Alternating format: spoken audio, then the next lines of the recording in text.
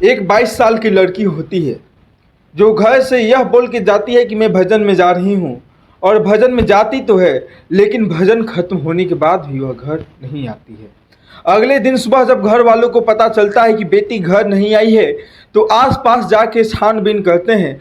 यह बात जब गांव वालों ग्रामीणों को पता चलता है तो ग्रामीण भी उसके साथ मिलकर उस बच्ची को खोजते हैं। 22 साल की वह बच्ची है।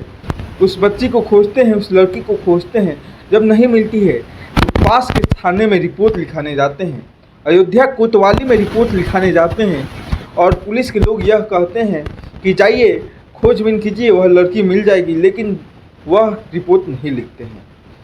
ज़्यादा जो दबाव बनाया गया गांव वालों की तरफ से, तो वह पुलिस जो है 36 घंटे बाद रिपोर्ट दर्ज तो कर लेती है, लेकिन उस मामले को ज़्यादा गंभीरता से नहीं लेती है।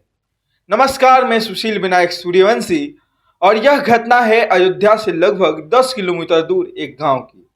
उस गांव में एक परिवार रहता है और उस परिवार में कुछ सदस्य होते हैं। उसमें एक लड़की होती है जो मंद बुद्धि होती है, लेकिन फिर भी घर के सारे कार्य जो है कि अच्छे से कर लेती है। और उसी घर के पास में एक दिन वह सत्संग हो रहा था, तो वह घर से बोल के निकलती है कि मैं सत्संग में जा रही हूँ, लेकिन वह लड़की जाती तो है, आती नहीं है। अब आप सोचिएगा कि एक लड़की रात में जा रही है सत्संग में और उसको अकेले कैसे जाने दिया गया। तो आपको बता दें कि वह लड़की रात में जब भी उसके गांव के घर के आसपास सत्संग होता था तो वह चली जाती थी। उस दिन भी यही उनके घर वालों को लगा कि बेटी जा रही है, जाएगी और वापस चली जाएगी, लेकिन वह जाती तो है लेकिन वापस नहीं आती है।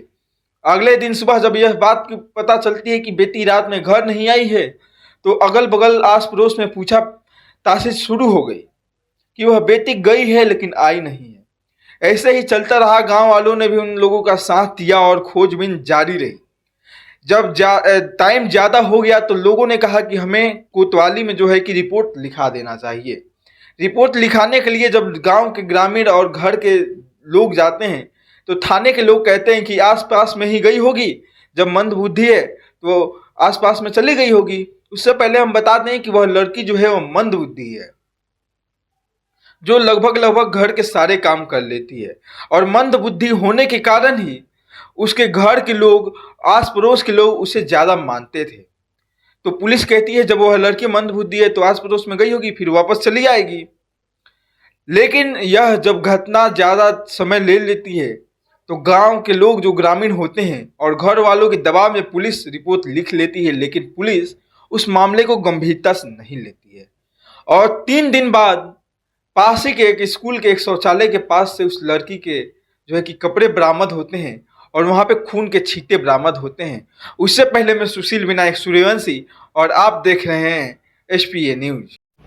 और जब वहाँ पे खून के छींटे और कपड़े के कुछ फटे हुए टुकड़े मिलते हैं तो लोग जाते हैं तो दिखता है वहाँ पे कुछ ऐसा नज़ारा जिससे सभी लोग भौचक्के रह जाते हैं। जी हाँ, वहाँ पे उस लड़की को बांध के उसकी आंखें फोड़ दी गई होती हैं। उसके शरीर का कौन सा ऐसा अंग नहीं हो जिसको उन लोगों ने जो है कि जख्मी नहीं किया हो, कौन सा ऐसा अंग है जहाँ से खून नहीं निकल रहा हो। जी हाँ, यह घटना जब उसकी बहनें देखती हैं तो दोनों बहनें बेहोश हो जाती हैं। वहाँ पर कुछ महिलाएं भी होती हैं जो बेहोश हो जाती हैं। इस खबर के बारे में जब आसपास के ग्रामीणों को पता चलता है तो ग्रामीणों का जन सैलाब वहाँ पे उमड़ जाता है। यह खबर जो है कि सोशल मीडिया के माध्यम से आसपास देशों में पूरे फैल जाता है, और यह खबर जो है कि धीरे धीरे फैलते फैलते वहाँ के जो सांसद हैं अवधेश प्रसाद, उनके पास भी चला जाता है। अवधेश प्रसाद जो आते हैं उसके परिवार वालों से मिलते हैं। परिवार वालों से मिलने के जस्ट बाद ही उन्होंने एक प्रेस कॉन्फ्रेंस भी किया जिसमें वह रोने लगते हैं। अवधेश प्रसाद रोने लगते हैं और फिर यह घटना जो है कि कोई मामूली घटना नहीं, एक राष्ट्रीय घटना बन जाती है जिसको दिल्ली के निर्भया केस से जोड़ के देखा जा रहा है। जी हाँ, इस मामले में नगीना के सांसद चंद्रशेखर रावण, उनका भी बयान आता है। वह कहते हैं कि इसकी जांच होनी चाहिए, सरकार इस पे चुप क्यों है। और ऐसे ही बहुत सारे नेताओं का भी जो है कि इस पे टिप्पणी आने लगता है।